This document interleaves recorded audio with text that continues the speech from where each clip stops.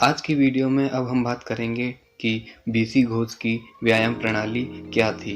दोस्तों, बीसी घोष की व्यायाम प्रणाली ये है कि उन्होंने जो अपने गुरु से सीखा था, जो प्रोफेसर ठकुरता थे, उन्होंने बीसी घोष को ऐसी व्यायाम प्रणाली बताई थी जिसके द्वारा मसल को स्ट्रॉन्ग बनाया जा सकता है और मसल के साइज़ को भी बढ़ाया जा सकता है। इस पुस्तक को पढ़ने पर दोस्तों मैंने देखा कि इसमें प्रत्येक अंग के लिए अलग अलग एक्सरसाइज बताई गई है। किसी भी अंग के व्यायाम को करने के लिए अलग अलग एक्सरसाइज बताई गई हैं, लेकिन सारी एक्सरसाइज का निचोड़ यही निकल कर आता है कि अंदर से ताकत लगाओगे तो फिर मसल्स पर पंप आता है, और जब मसल पर पंप आता है इसका मतलब ये है कि आपकी मसल ग्रो होना शुरू हो गई है। तो इस पुस्तक में बीसी घोष ने प्रत्येक अंग के लिए अलग अलग एक्सरसाइज बताई है। बाइसेप्स के लिए भी अलग एक्सरसाइज है, ट्राइसेप्स के लिए भी अलग एक्सरसाइज है, थाई के लिए भी अलग एक्सरसाइज है। एक तरह से ऐसा कह सकते हैं कि शरीर के संपूर्ण अंगों के लिए अलग अलग एक्सरसाइज बताई गई है। दोस्तों, यह एक्सरसाइज मसल कंट्रोल एक्सरसाइज है, इसलिए इसमें किसी भी प्रकार के इक्विपमेंट का प्रयोग नहीं किया गया है। आज के समय में हम जिम में देखते हैं तो फिर हमारे शरीर के प्रत्येक अंगों के लिए अलग अलग मशीनें तैयार की गई हैं, और मशीनों को इस प्रकार से तैयार किया गया है ताकि उस मशीन के द्वारा हमारे शरीर के संबंधित अंग को ठीक प्रकार से टारगेट किया जा सके। मतलब कि जिस अंग की हम एक्सरसाइज कर रहे हैं उस मशीन के द्वारा वही मसल वर्क करनी चाहिए। जब वह मसल वर्क करेगी तभी वह ग्रो करेगी। तो इसी बात को ध्यान में रखते हुए, या फिर ऐसा कह सकते हैं कि पहले के समय में जो बीसी घोष हैं, या फिर और भी जो स्ट्रॉन्गमैन हैं, या फिर यूजीन सैंडो हैं, या फिर प्रोफेसर राममूर्ति हैं, इन्होंने व्यायाम प्रणाली को इस तरह से बनाया ताकि जिस भी अंग का व्यायाम किया जा रहा है वह अंग पूर्ण रूप से कार्य करे।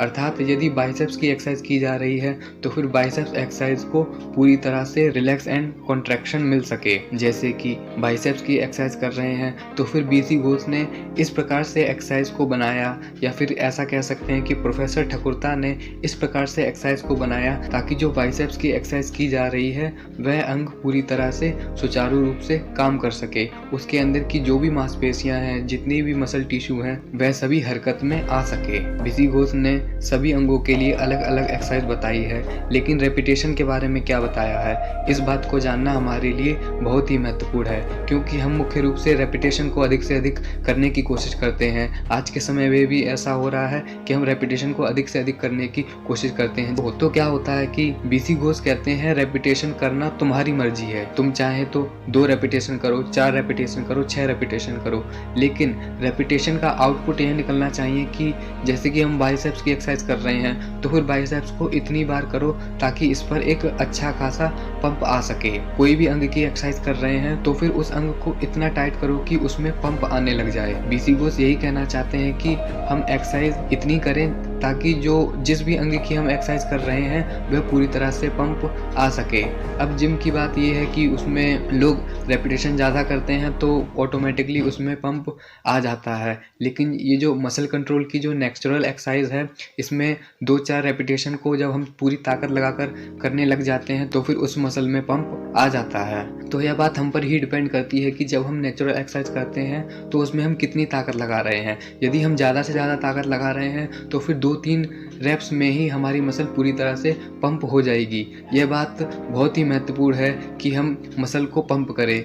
हमको इतनी रेपिटेशन लगानी है कि हमारी जिस भी अंग की एक्सरसाइज हो रही है वह अंग पूरी तरह से पंप हो जाए। बिना किसी इक्विपमेंट की सहायता से मसल को पंप करना थोड़ा सा कठिन होता है, क्योंकि उसमें हमको अधिक से अधिक ताकत लगानी पड़ती है। तो अंत में यही कहना चाहता हूँ कि बीसी घोष ने जितनी भी एक्सरसाइज बताई हैं उन सारी एक्सरसाइज में वह इस बात पर जोर दे रहे हैं कि रेपिटेशन आप कितनी भी करो। कहने का मतलब ये है कि बीसी घोष उस समय जिस समय यह पुस्तक लिख रहे थे तो उनको कोई ऐसा अनुमान नहीं था कि आने वाले समय में लोग रेपिटेशन के पीछे ज़्यादा भागेंगे। बीसी घोष ने तो साधारण रूप में यही कहा है कि जिस भी अंग की एक्सरसाइज कर रहे हो उसमें तुम इतने रैप लगाओ कि ना वो मसल जो है पंप हो जाए, उसमें एक वाइब्रेशनल शिफ्ट आ जाए। वाइब्रेशनल शिफ्ट का मतलब ये है कि तुम जब एक्सरसाइज करोगे ना तो फिर तुम्हारे जिस भी अंग की एक्सरसाइज हो रही है उसमें कंपन होना शुरू हो जाएगा। वह जो मसल है उसमें वाइब्रेशन आना शुरू हो जाएगा। वाइब्रेशन मतलब कि एक तरह से अंदर से ताकत लगाने पर जो हमारे कंपन होने लगता है मसल्स में, वो आना शुरू हो जाएगा।